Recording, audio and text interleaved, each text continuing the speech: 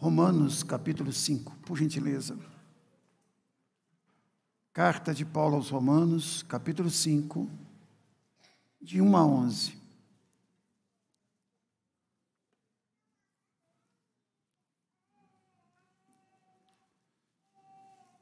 Romanos, capítulo 5, de 1 a 11. Diz assim a santa, eterna e bendita palavra de Deus: justificado, pois, mediante a fé, temos paz com Deus, por intermédio de nosso Senhor Jesus Cristo, por intermédio de quem obtivemos igualmente acesso pela fé a essa graça na qual estamos firmes e gloriamo-nos na esperança da glória de Deus. E não somente isso, mas também nos gloriamos nas próprias tribulações, sabendo que a tribulação produz perseverança, e a perseverança, experiência, e a experiência, esperança. Ora, a esperança não confunde, porque o amor de Deus é derramado em nosso coração pelo Espírito Santo, que nos foi outorgado. Porque Cristo, quando nós éramos fracos, morreu ao seu tempo pelos ímpios. Dificilmente alguém morreria por um justo, pois poderá ser que pelo bom alguém se anime a morrer. Mas Deus prova o seu próprio amor para conosco, pelo fato de ter Cristo morrido por nós, sendo nós ainda pecadores. Logo, muito mais agora, sendo justificados pelo seu sangue, seremos salvos por ele da ira. Porque se nós, quando inimigos, fomos reconciliados com Deus mediante a morte do seu Filho, muito mais, estando já reconciliados, seremos salvos pela sua vida. E não apenas isto, mas também nos gloriamos em Deus, por nosso Senhor Jesus Cristo, por intermédio de quem recebemos agora a reconciliação. Ó Pai, nós clamamos em nome de Jesus, que Tu abras a nossa mente e nos dê compreensão da Tua palavra, em nome de Jesus. Amém. Irmãos, a justificação pela fé é a espinha dorsal da doutrina cristã. Quando nós falamos de justificação, nós estamos falando daquele ato mediante o sacrifício de Cristo.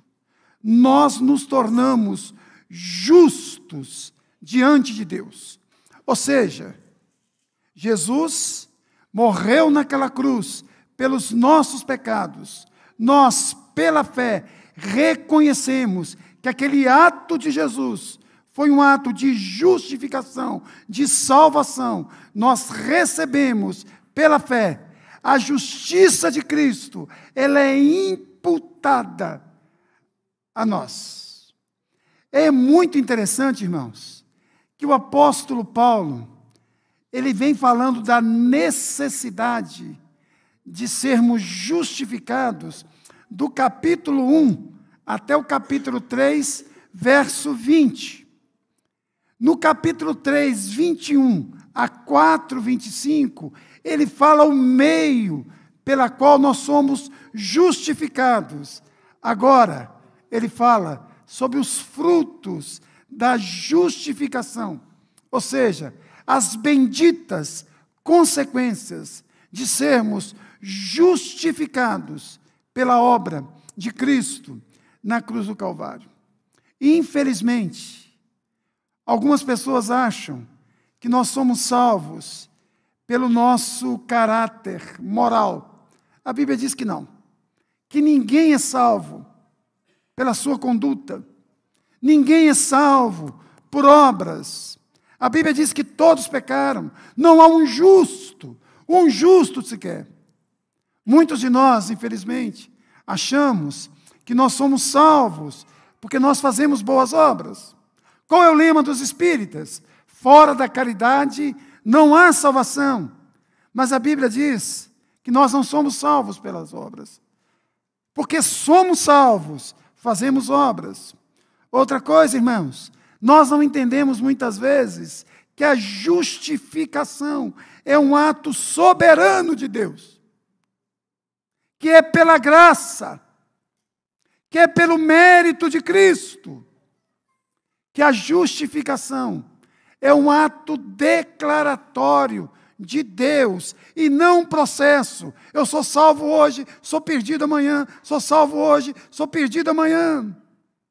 E mais, irmãos, a justificação, ela é recebida pela fé na obra redentora do nosso Senhor e Salvador Jesus Cristo. E nós temos que olhar para a cruz, irmãos, e nós devemos nos apropriar dos benefícios da cruz. Alguém falou, e eu concordo, que a fé é a mão estendida de um mendigo para tomar posse do presente do Rei dos Reis. Então, irmãos, a fé é o meio, é a mão estendida do mendigo para receber o grande presente das mãos do Rei. Assim sendo, para não demorar muito, eu quero falar de alguns resultados de estarmos justificados. Primeiro deles, paz com Deus. Olha aí comigo o verso 1 do capítulo 5. Justificado, pois, mediante a fé, temos paz com Deus por intermédio de Jesus Cristo, nosso Senhor. Note, irmãos, que o apóstolo Paulo deixa bem claro que é um ato presente. Temos paz com Deus. A ideia de paz aqui, irmãos, é que antes de nós sermos justificados por Jesus Cristo, nós estávamos em estado de inimizade com Deus. Havia uma ruptura enorme entre nós e Deus. Havia um fosso intransponível entre você e Deus. Aí Jesus se apresenta como essa ponte, como esse supremo pontífice que nos leva novamente para os braços de Deus. Irmãos, você e eu precisamos de entender essa doutrina. Essa ideia de que nós temos paz com Deus. A Bíblia vai dizer, em Romanos mesmo, que nenhuma condenação há em Cristo Jesus. Infelizmente, nós não entendemos a paz com Deus, porque muitas vezes nós confundimos com paz em Deus. E a Bíblia fala das duas coisas. Lá, em Filipenses, o apóstolo Paulo vai dizer que nós temos também paz em Deus. Mas há uma diferença entre paz com Deus e paz em Deus.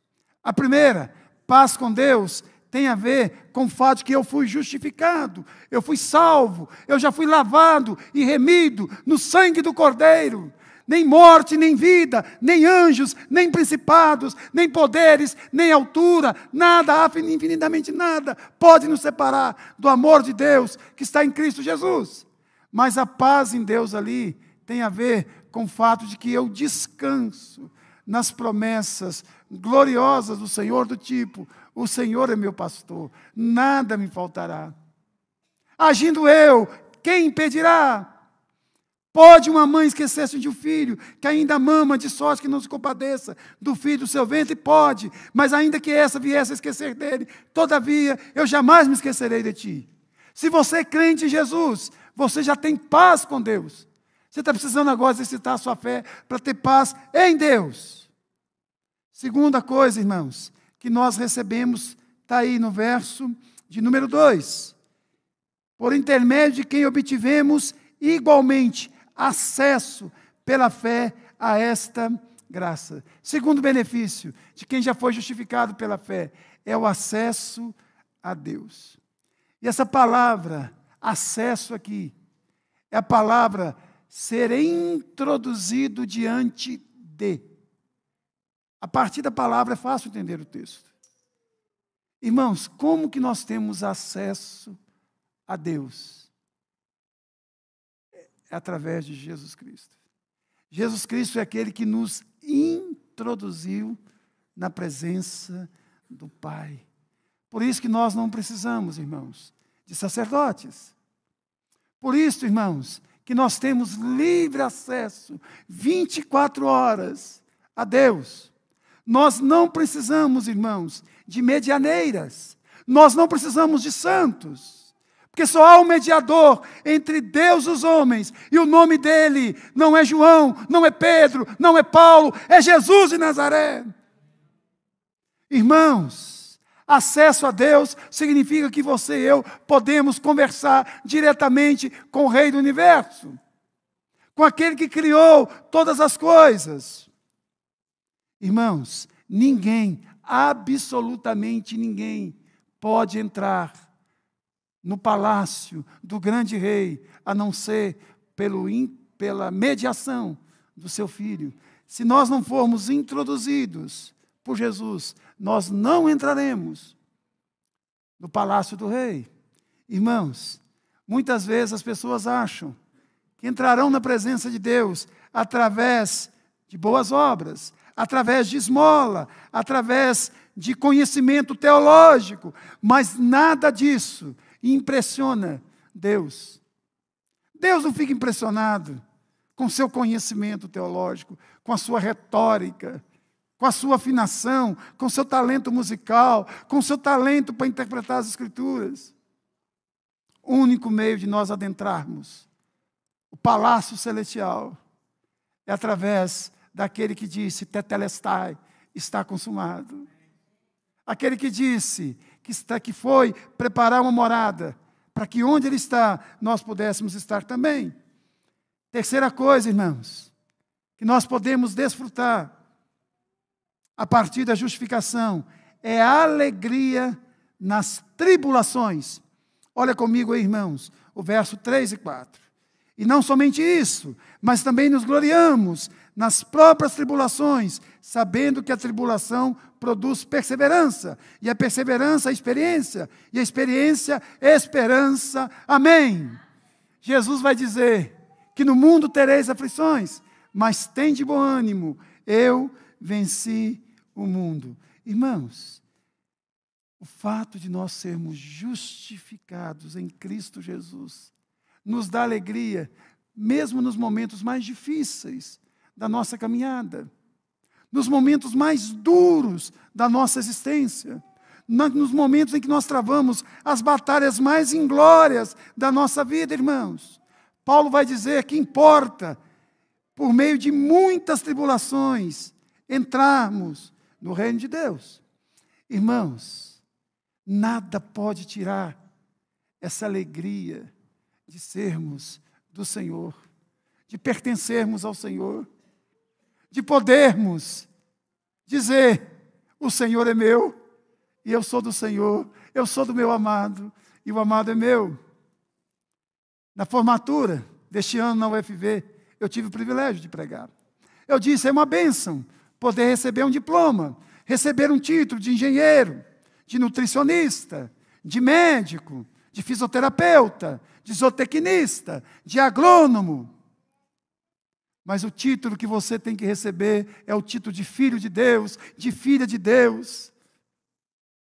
Você pode ser chamado de doutor, mas se você não for filho de Deus, você não consegue ter alegria em meio às tribulações da vida. E note, irmãos, que quando nós cremos que já fomos justificados pela fé, isso alavanca a nossa vida de tal forma que as coisas crescem. Tribulação se converte em perseverança, perseverança converte em experiência, experiência se converte em esperança, irmãos. Agora deixa eu dizer uma coisa para você. Perseverança aqui significa que a tribulação, ela é pedagógica na nossa vida. Ela tem o poder de gerar paciência nas circunstâncias mais adversas da vida. É o espírito que enfrenta as coisas, esperando no Senhor. O salmista vai dizer, foi-me bom ter passado por aflição, para que eu aprendesse mais os seus decretos.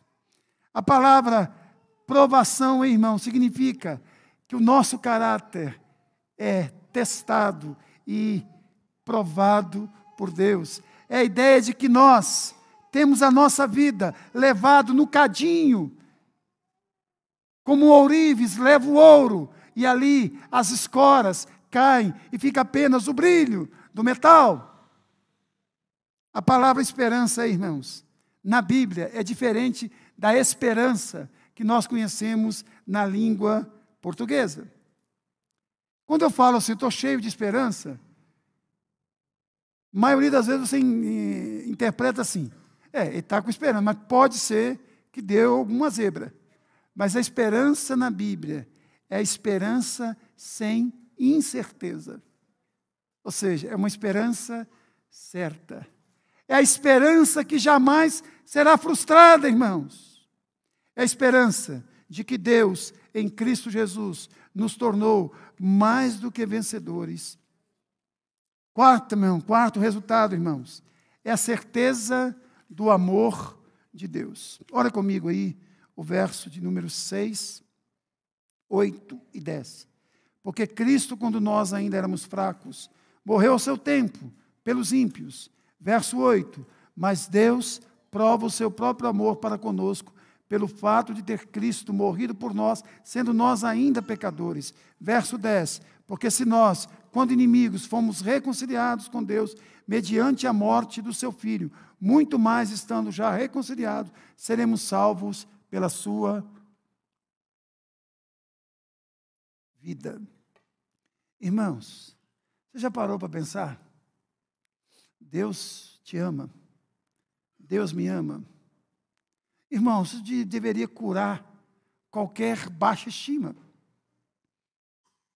Saber que o Rei dos Reis, o Senhor do Universo, Ele nos ama de tal maneira que Ele envia seu Filho, Jesus Cristo, para morrer em uma cruz, para nos resgatar do império das trevas e nos transportar para o reino do Filho da sua luz. Irmãos, por que nós nos sentimos, às vezes, tão tristes, tão depressivos, tão desanimados, tão inquietos, tão desassossegados? O amor de Deus deveria acalentar o nosso coração, deveria sacudir a nossa alma, encher o nosso coração de fervor. Irmãos, hoje eu queria que você fizesse um exercício hoje. Olhasse para o espelho e dissesse: Deus te ama, rapaz. Deus te ama, moça. Deus te ama, moça. Deus te ama, rapaz. Deus te ama, menina. Deus te ama, menino. A gente deveria falar todos os dias isso para a gente. Isso mudaria totalmente a forma de ver a vida. Irmãos, Paulo vai dizer que o Senhor nos amou quando nós éramos fracos. E fracos aqui moralmente. E ainda somos. Nós temos que vigiar. A Bíblia diz que nós nem sequer sabemos orar como convém. Mas diz que o Espírito de Deus nos assiste em nossas fraquezas. Paulo vai dizer, irmãos, que o Senhor nos amou quando nós éramos ímpios, sem pio, sem piedade, sem compaixão. Quando nós éramos pecadores, ou seja, nós pecávamos com prazer. Nós nos alegrávamos na prática do pecado. Diz o texto que Deus nos amou quando nós éramos inimigos dele. Irmãos, amar quem pensa da mesma forma que nós não é difícil. Amar pessoas boas também não é difícil. Amar pessoas virtuosas também não é difícil. Mas diante de Deus não tem uma pessoa boa, não tem uma pessoa virtuosa. Vou repetir, todos pecaram e todos carecem da glória de Deus. Você já ouviu uma frase muito famosa entre os ateus? Porque os bons sofrem. Só um poderia ter feito este questionamento. E ele não fez. Ele sofreu por você e por mim. E nós não somos bons? Porque os bons sofrem. O único bom que de fato sofreu é Jesus de Nazaré. E diz o texto: ninguém tira a minha vida, pelo contrário, eu espontaneamente a dou. Tenho poder para dar e para reaver. E este poder eu recebi de meu Pai. Ele fez de forma espontânea. Ele bradou na cruz. Pai, em tuas mãos entrego o meu espírito. Está feito, Pai. Quarta coisa, irmãos, é alegria na esperança, na glória de Deus. Paulo está referindo aqui, irmãos, a manifestação final, em que Jesus voltará em glória. O fato de nós sermos justificados, isso, irmãos, deveria gerar em nós uma oração diária, Maranata, que significa, ora vem, Senhor Jesus. Um pastor foi visitar um irmão e perguntou para ele assim: irmão, você está preparado para morrer? Ele respondeu: não, pastor, estou preparado para viver, estou indo para a glória. O pastor, cheio de compaixão daquele irmão, mas queria acalentar o coração do irmão, fez a seguinte pergunta, vou repetir: irmão, você está preparado para morrer? Não, pastor, estou preparado para viver, estou indo para a glória. Talvez o pastor Jaba já deve ter ouvido falar sobre ele, Miguel Gonçalves Torres, um pastor presbiteriano. Na hora de sua morte, disse à sua esposa: querida, pensei que quando eu fosse morrer, eu iria para o céu, mas o céu veio me buscar. Eu já sentia a presença de Deus ali, irmãos, no leito de morte. Certeza da glória de Deus. Certeza de que a volta de Jesus não é uma hipótese, é uma realidade. Maior do que o dia de amanhã. Irmãos, eu fico pensando, hoje eu estava assistindo um jogo do meu glorioso Cruzeiro, 60 mil pessoas no estádio, empatou com aquele grande time de Santa Catarina, Criciúma, 1-1. Irmãos, já pensou? Aquela torcida animada gritando 0, 0, 0, 0, 0. Já pensou se nós gritássemos em uníssonos: vem, Senhor Jesus, porque quando o Senhor vier, eu vou participar da tua glória e da tua vontade final. Vem, Senhor Jesus, vem, Senhor Jesus, vem, Senhor Jesus, vem, Senhor da glória. Será que um torcedor do Cruzeiro tem que ser mais empolgado do que um crente em Jesus Cristo? Quinta coisa, irmãos, certeza do amor incondicional de Deus. Olha comigo, irmãos, o verso de número 9, no verso de número 8. Mas Deus prova o seu próprio amor para conosco, pelo fato de ter Cristo morrido por nós, sendo nós ainda pecadores. Que coisa maravilhosa, irmãos. Não foi a cruz que levou Deus a nos amar. Foi o amor de Deus que fez com que Jesus subisse naquela cruz, por você e por mim. A cruz é a manifestação do amor de Deus e da justiça de Deus. Naquela cruz, você foi justificado e Jesus foi condenado. Naquela cruz, Jesus recebeu o seu pecado, para que você pudesse receber a sua coroa. Naquela cruz, Jesus teve sede, para que você tivesse acesso à água da vida. Sexto, irmãos, nós fomos salvos da ira de Deus. Olha comigo o verso 9. Logo, muito mais agora, sendo justificado pelo sangue, seremos salvos da ira. Irmãos, lá em Efésios 2, de 1 a 3, fala da situação do homem sem Cristo. Diz que o homem sem Cristo está morto em seus delitos e pecados. Diz que o homem sem Cristo se encontra escravizado pelo mundo, pela carne e pelo diabo. E vai dizer logo depois, e é filho da ira.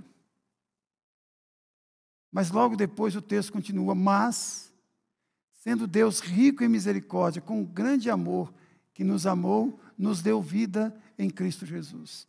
Você foi tirado, irmãos, das trevas para a luz. Você foi tirado do túmulo, da sepultura, para o trono. Você foi tirado da perdição eterna para a glória eterna.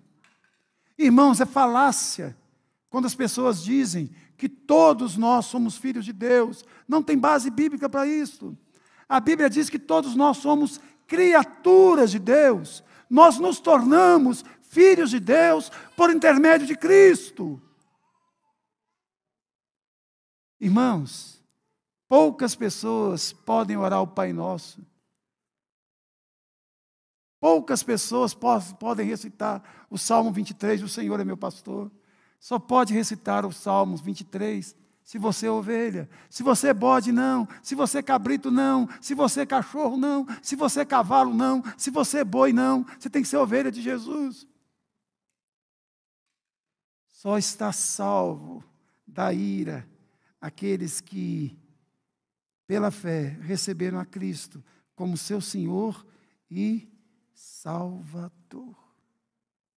Aqueles que foram já justificados. E por último, irmãos, recebe a glória em Deus mediante Cristo Jesus. Olha comigo aí, irmãos. Verso 10 e 11. Porque se nós, quando inimigos, fomos reconciliados com Deus mediante a morte do seu Filho, muito mais estamos já reconciliados, seremos salvos pela sua vida. E não apenas isso, mas também nos gloriamos em Deus, por nosso Senhor Jesus Cristo, por intermédio de quem recebemos agora a reconciliação. Irmãos, deixa eu dizer uma coisa para você. Você deveria ser a pessoa mais alegre do mundo. Você deveria ser a pessoa mais festeira do mundo. Você deveria ser a pessoa mais grata do planeta. Porque o texto vai nos dizer que Deus nos aceitou, apesar das nossas imperfeições. E isto deve nos levar a gloriar, não em nós, mas em Cristo Jesus, que nos salvou. E vai dizer o texto, irmãos, que nós fomos salvos pela morte de Cristo, mas que nós fomos salvos também, justificados pela ressurreição de Cristo. Olha o verso 25 comigo, do capítulo 4. Vamos ler juntos, vamos lá? O qual foi entregue por... Mas que desânimo, gente, você não foi salvo, não? Você está no inferno desse jeito. Vamos ler animado, com força, pelo amor de Deus. Vamos lá, de novo. O qual foi entregue por causa das nossas transgressões e ressuscitou por causa da nossa justificação. Louvado seja Deus, irmãos. Agora olha para mim, gente, estou encerrando aqui, porque nós temos a ceia do Senhor, e eu não quero cansar os irmãos. Irmãos, será que você e eu não temos motivos de sobra para nos alegrar?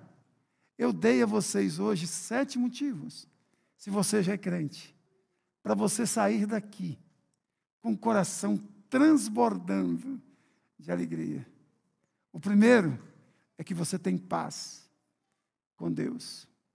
E se você quiser, você pode ter paz em Deus também. Segundo é que você tem acesso direto a Deus. Não precisa nem de Wi-Fi. Não precisa.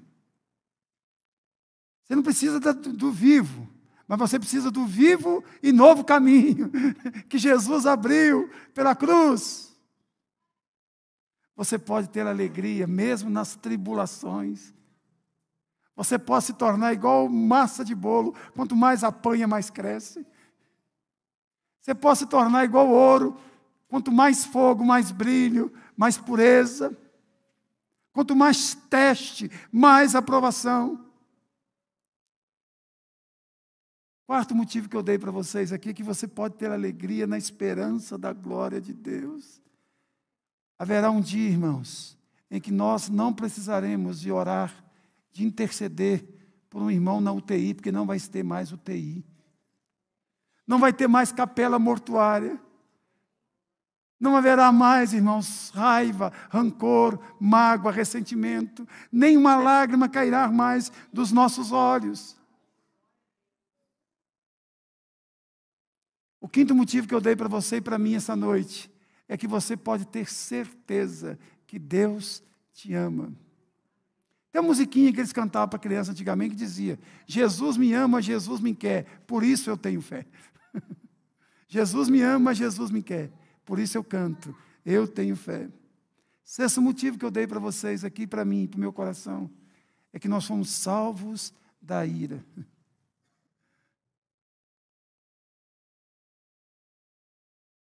Não existe inferno para você nem para mim. Não existe mais juízo de Deus sobre a sua vida, nem sobre a minha. Nós estamos debaixo do sangue do Cordeiro, que nos purificou de todo o pecado.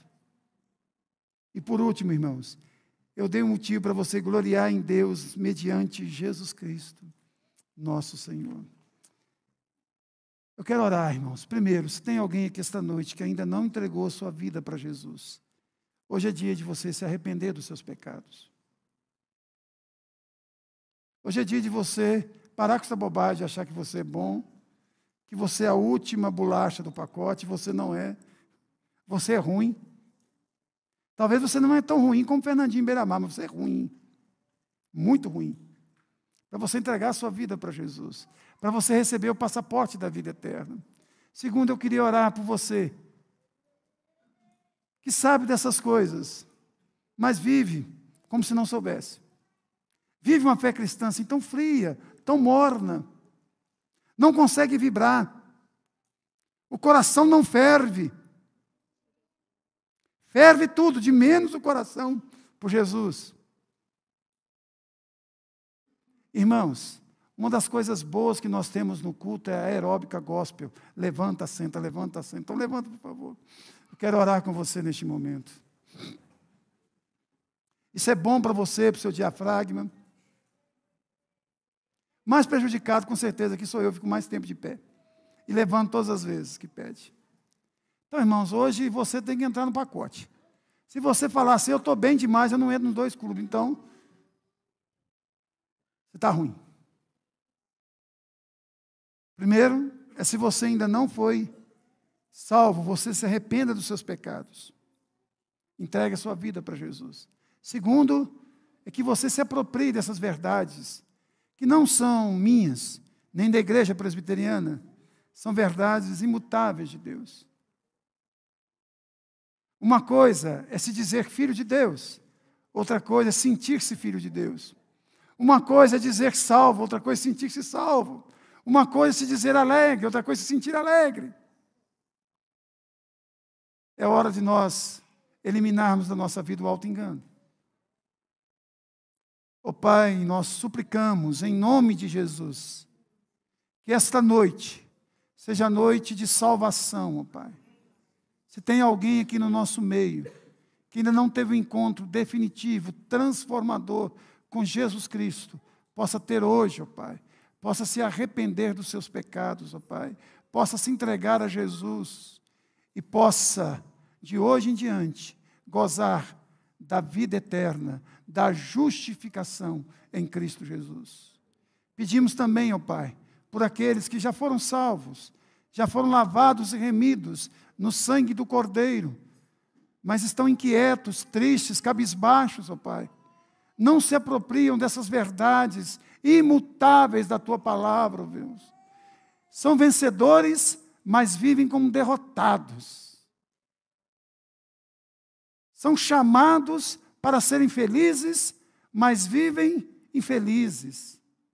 São chamados para se regozijar diante do Senhor, mas vivem lamentando diante do homem.